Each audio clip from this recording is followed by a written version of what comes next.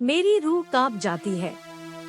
यह घटना आज से 12 साल पहले की है। उन दिनों मैं बिहार के एक छोटे से गांव हसनपुर के अस्पताल में कार्यरत था। एक रात अस्पताल में ज्यादा मरीजों की वजह से रात की 12 बज गई थी।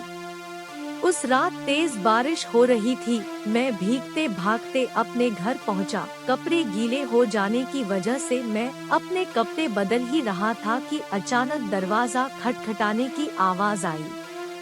मैंने सोचा इतनी रात को कौन आया होगा। मैंने दरवाजा खोला और देखा कि एक लड़की जो बरसात में भीगी हुई थी रोते हुए कहने लगी कि मेरी माँ की तबीयत बहुत खराब है, आप जल्दी चलिए नहीं तो वो मर जाएगी। मैंने उससे कहा कि रात को मैं मरीज नहीं देखता हूँ, सुबह अस्पताल ले आना।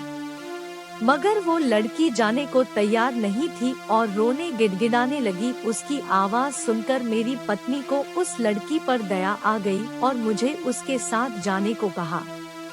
मैंने मन ही मन परेशान होते हुए बाहर आया और अपनी जीप निकाली। सुनसान रास्तों से होते हुए वो लड़की मुझे 5 से 7 किलोमीटर दूर एक दूसरे गांव में ले गई।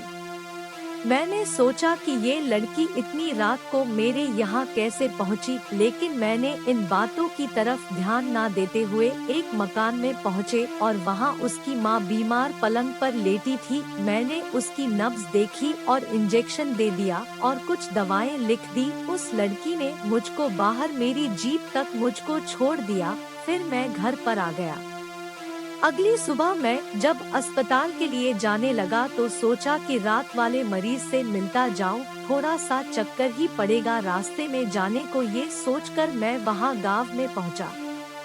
मैं रात को जिस मकान में गया वो उस जगह पर मुझे नहीं दिखा। मुझे उस जगह पर खंडहर नजर आ रहा था तो मैं गांव के लोगों से पूछने लगा कि यहाँ एक घर और परिवार रहता है, तो लोगों ने हैरानी से देखते हुए कहा कि यहाँ ऐसा कोई घर नहीं है।